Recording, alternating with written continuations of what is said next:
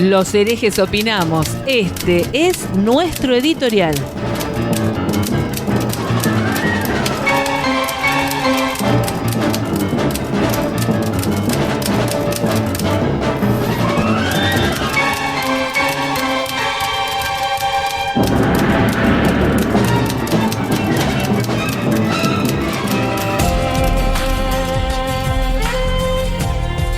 Editorial 14 del 5 de junio del 2022.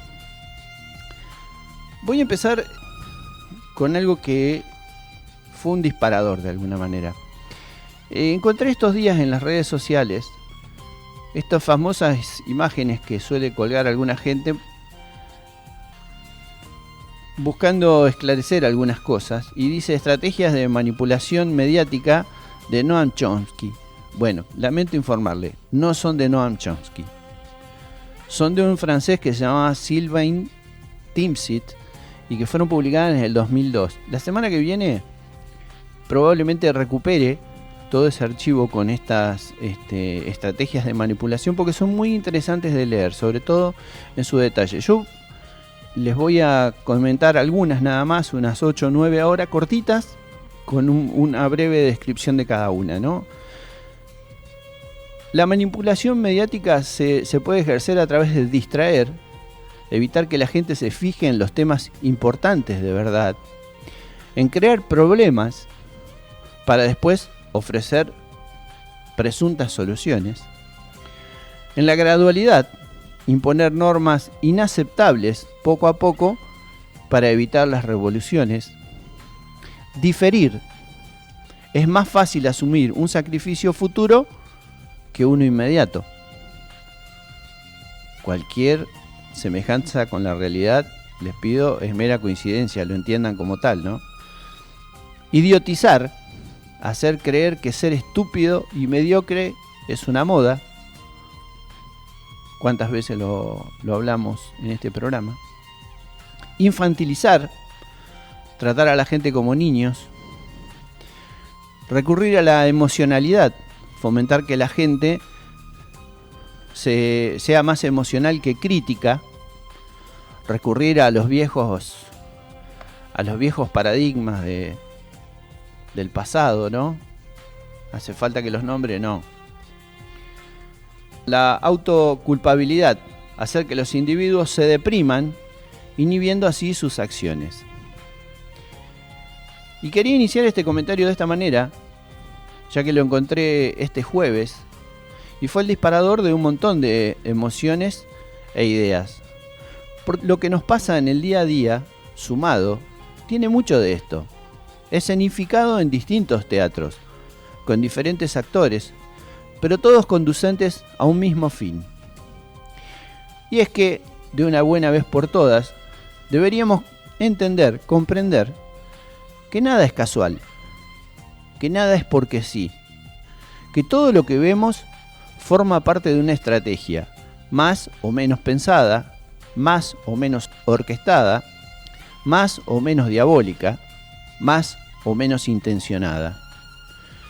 No aceptar que cada acción genera una reacción es desconocer la física elemental, aplicable a cada una de las actividades humanas. En la política, esta máxima se eleva con una potencia inusitada. Alberto Fernández, también desde el Chaco, como su vicepresidenta, arremetió una vez más contra lo que él denomina la derecha. No hay que olvidarse que él pertenece al progresismo de izquierda, según su concepción, y contra los ladrones de guante blanco que llevaron el país hasta donde se encuentra hoy.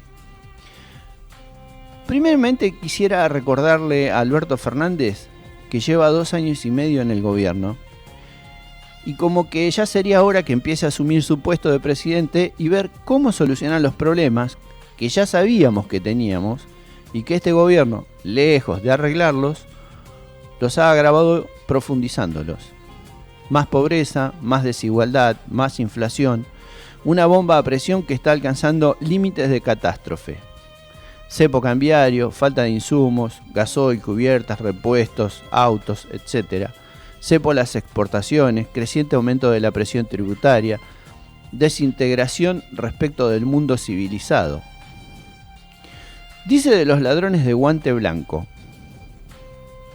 Amadou Vudú. ¿Qué sería, por ejemplo? Julio De Vido, José López y sus bolsos, Ricardo Jaime, Daniel Muñoz, Lázaro Báez y familia, El Ascar, Van der Broele, socio de Vudú por si no lo registrabas, Felisa Micheli, que encontraba plata en los baños, el señor Roberto Barata, el de los cuadernos del Centeno, y un tal Sergio Uribarri, que andaba por Israel hasta la semana pasada. Y solo por nombrar algunos. ¿Qué serían?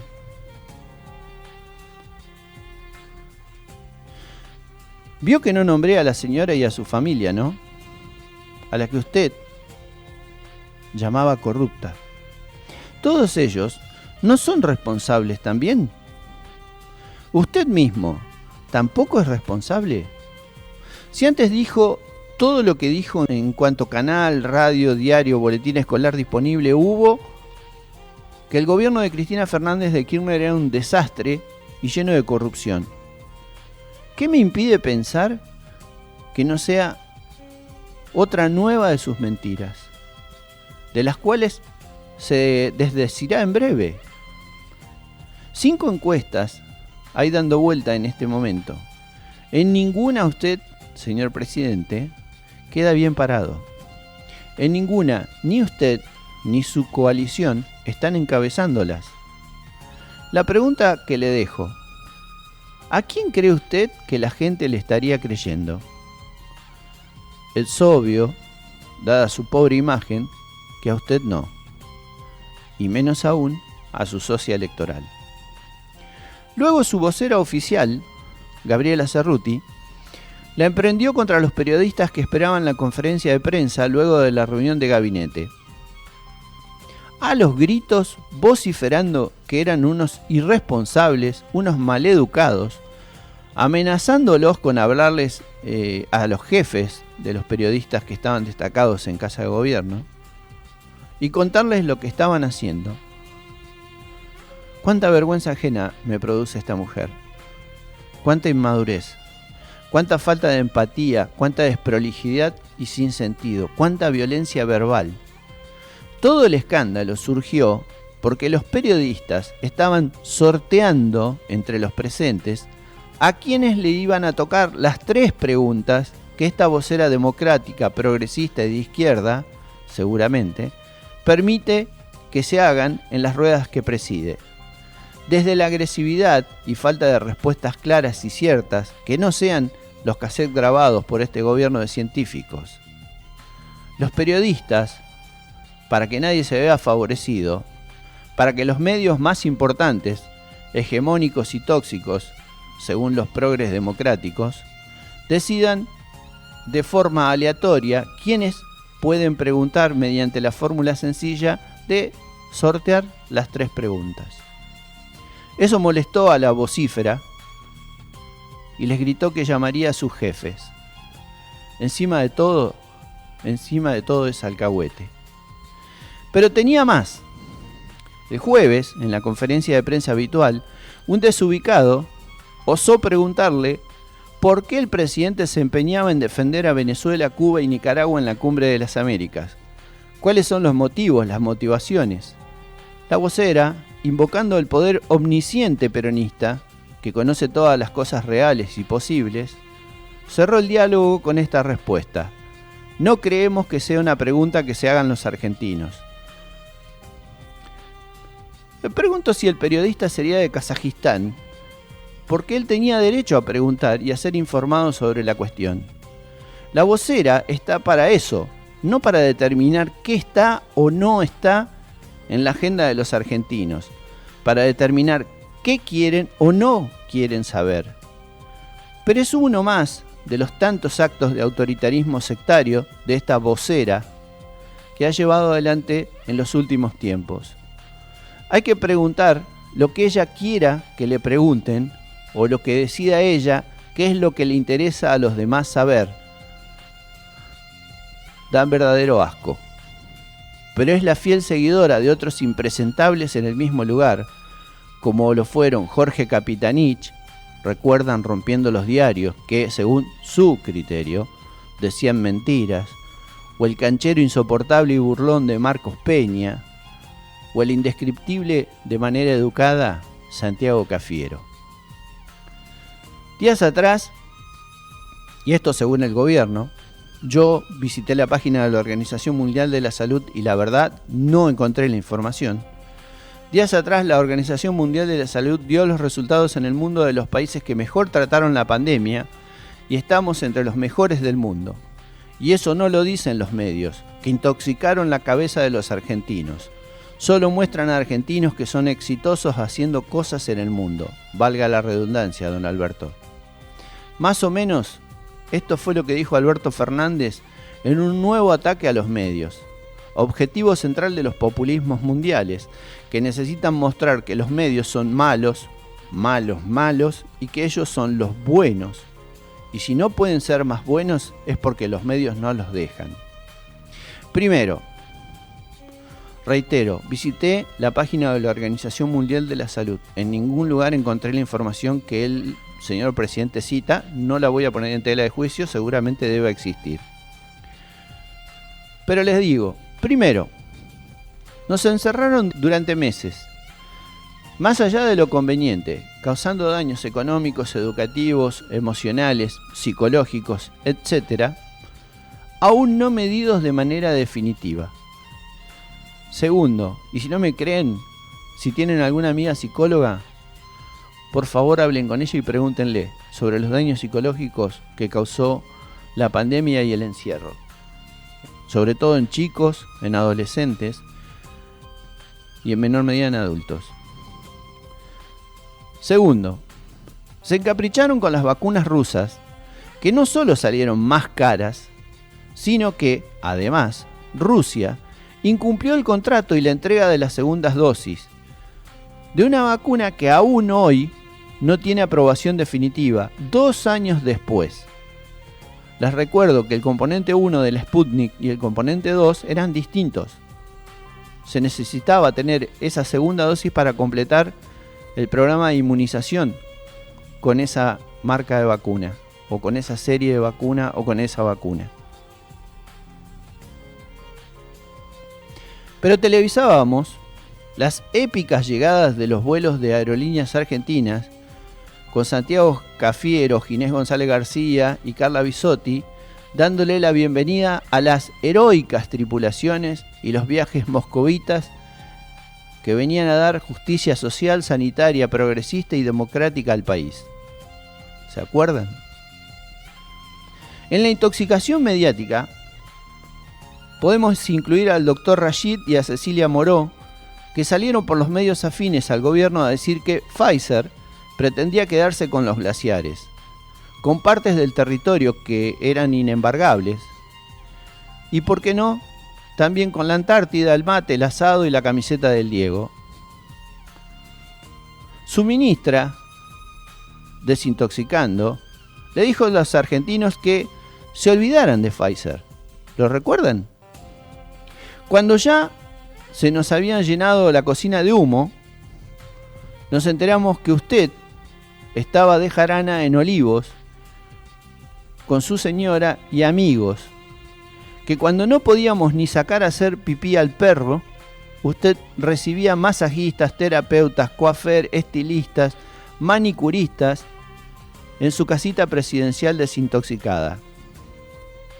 Los medios, más tóxicos que el óxido de grafeno, nos decían que se murieron al 31 de mayo de este año 128.889 argentinos. Una cifra escalofriantemente tóxica, ¿no, señor presidente? Si de toxicidad hablamos, les recuerdo las bataholas entre Kreplak, Bisotti y Fernán Quirós. O sea, provincia, gobierno nacional contra Ciudad Autónoma de Buenos Aires. La discusión por el tema de clases, los niveles de confinamiento, etcétera, etcétera, etcétera. Mire si habrán sido tóxicos, que nos mostraban cómo la prefectura perseguía a un remero cómo metían presa a una señora que salió a tomar sol, al surfer, ¿se acuerda? A los runners, mientras usted decoraba la torta de cumple de su señora Fabiola. Y ya, engullendo una cucharada de Novichok ruso, un veneno ruso, nos enteramos del vacunatorio VIP con Horacio Verbitsky y sus amigos intoxicados. La vacunita de Purita, la pechugoncita amiga de Ferraresi y de otras gatitas del poder.